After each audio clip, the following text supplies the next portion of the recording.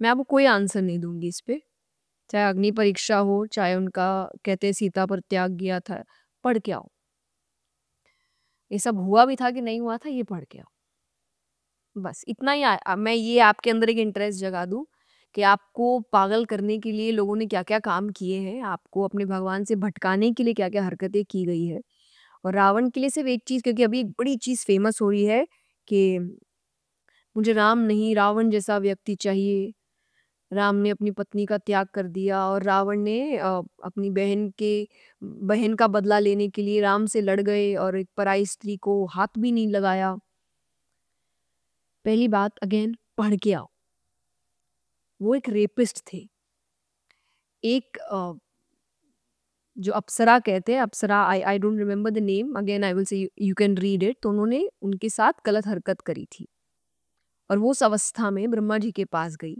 ब्रह्मा जी ने रावण को श्राप दिया कि आप अगली बार किसी भी स्त्री को उसकी इच्छा के विरुद्ध टच भी करेंगे तो 100 टुकड़ों में फट जाएंगे। इसीलिए वो सीता जी को मजबूरी से टच नहीं कर सकते थे।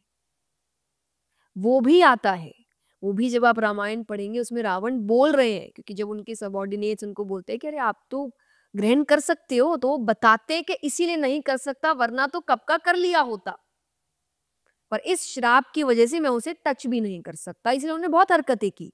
उन्होंने ये बताने की कोशिश की राम जी की डेथ हो गई है, ताकि सीता माता एंड ऑफ द डे हार कर मान ले कि चलो डेथ हो गई तो अब I have to surrender somewhere. उसने बड़ी कोशिशें की कि वो मन से आ जाएगा, कि मन से एक बार आ गई तो आ गई, बिना मन से वो टच नहीं कर सकता, वरना उसका ही प्रॉब्लम है, उसको श्राप मिला है। तो आपको ये समझना है कि सच्चाई क्या है और क्या आपको सिर्फ एंटरटेनमेंट के लिए, आपको भड़काने के लिए, आपको आपके भगवान और आपके धर्म के विरुद्ध करने के लिए सिखाया जा रहा है। That's what Britishers did. Again please go and study.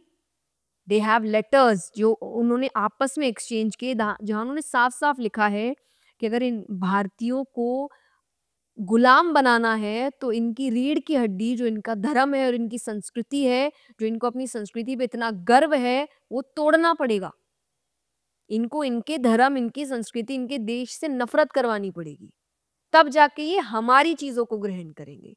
वरना ऐसे ही उस समय के राजा महाराजा, उन्होंने कोई दूसरी चीज ग्रहण नहीं की।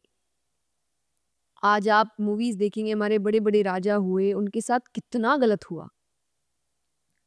कईयों के जीते जीते उनकी स्किन निकाली जा रही है, जस्ट जैसे आप हमारी चीज मान लो।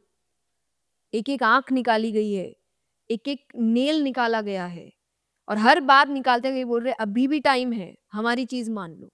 उन्होंने लास्ट तक ये बोला नहीं, this is what they felt for their own country, for their traditions, for their religion. तो उनको पता था कि ये ऐसे जाएंगे ही नहीं, इनको इनके ही चीजों से नफरत करानी पड़ेगी, और आज हो रही है।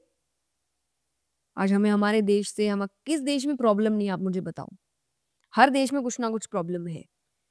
आपको प्रॉब्लम ठीक करनी है और नहीं करनी है, आपको कहीं जाना है, वो बात अलग है। लेकिन आप ये बोल के कि अरे यहाँ तो कुछ नहीं है, बहुत जगह ऐसी चीजें जो आप सहन भी नहीं कर पाओगे। तो प्रॉब्लम्स हर जगह है। आप किसी भी ऐसी जगह जाके नहीं बोल सकते यहाँ प्रॉब्लम नहीं है। तो आपको समझना है, आप जहाँ है आप उसको कैसे बेहतर बना सकते हो, ये आपका काम है। और बना सकते हो, अगर सच्चे मन से सोचोगे बना सकते हो। जैसा मैंने कहा ना, बस विक्टिम बनना बंद करना है, हाथ में डोर लेनी है, पावर लेनी है और फिर चेंज करना है। लेकिन हम वो नीचे बैठ के रो रहे हैं गाली, अरे ठीक नहीं हुआ ठीक नहीं हुआ। तो पावर पे गलत लोग के बैठा के रखे हो, उठो पावर पे जाओ, चीज चेंज करो।